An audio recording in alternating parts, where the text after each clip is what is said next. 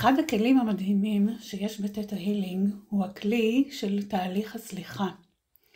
זה כלי שמאפשר לך לסגור מעגלים שנותרו פתוחים עם אנשים או מצבים.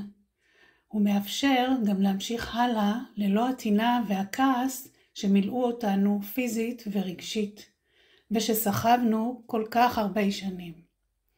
ואני מוסיפה, מה עם סליחה לעצמנו?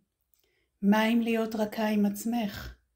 לקבל גם את החלקים והאירועים שבהם עשית דברים בניגוד למה שהאמנת, לפעמים או לרגעים שוויתרת על עצמך ושמת את עצמך במקום האחרון בסדרי עדיפויות, רק כדי שיהיה שקט. לפעמים שהזנחת את הגוף הפיזי שלך עד שאותת לך וצעק הצילו, ועוד ועוד כל מיני סיטואציות כאלה, שמשאירים הרבה כעס וטינה בתוך הגוף, בתאים שלנו, ומכבידים עלינו.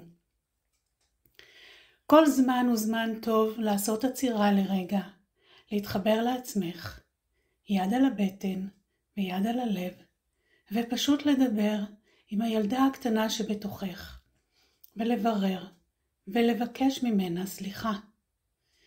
מניסיון זה משחרר, מרפא, ומטעין באנרגיה מדהימה. מציעה לך לנסות. זה ממש ממש ממש כלי מדהים.